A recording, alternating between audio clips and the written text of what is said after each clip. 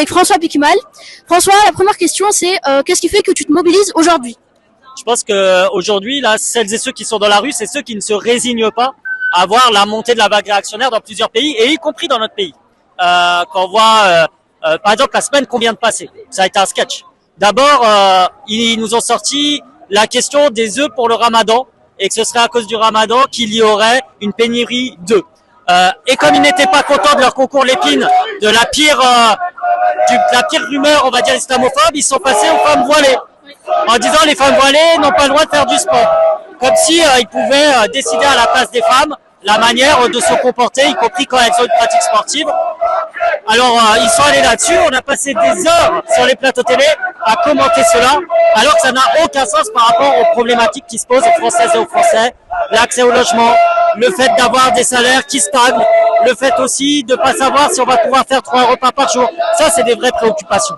Donc c'est important d'être là et de dire qu'il y a une France qui existe, qui refuse le racisme, qui refuse les discriminations et qui porte un projet aussi émancipateur par rapport à ça, en disant que si on veut un monde meilleur, ça passe par un monde antiraciste.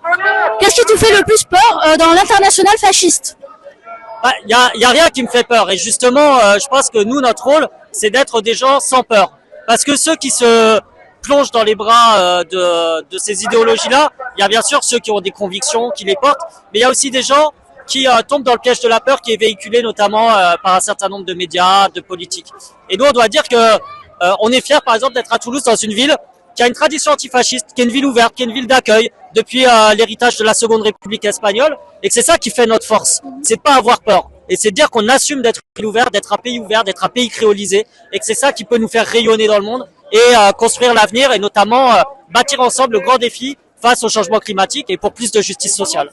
Et dernière question, est-ce que tu as déjà été victime ou témoin de violences racistes ou sexistes? Alors moi, j'ai jamais été victime. Je suis un homme blanc dans une société où les hommes blancs sont des privilégiés.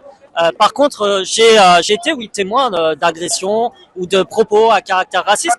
Regarde ici à Toulouse, le maire, Monsieur Moudak, il avait un adjoint qui avait dit qu'il y avait trop d'Arabes à Toulouse. Il en a un autre qui fait des blagues islamophobes dans le conseil municipal de Toulouse. Un autre qui est fan d'Éric Zemmour. Et si tu veux, bon, je te parle là au niveau politique, mais dans le quotidien, il y a beaucoup de gens qui me rapportent des faits de racisme, de discrimination dont ils sont victimes en fonction de leur origine réelle ou présupposée, de leur religion réelle ou présupposée, ou de leur orientation de genre réelle ou présupposée. Merci, Piquimal Capitole.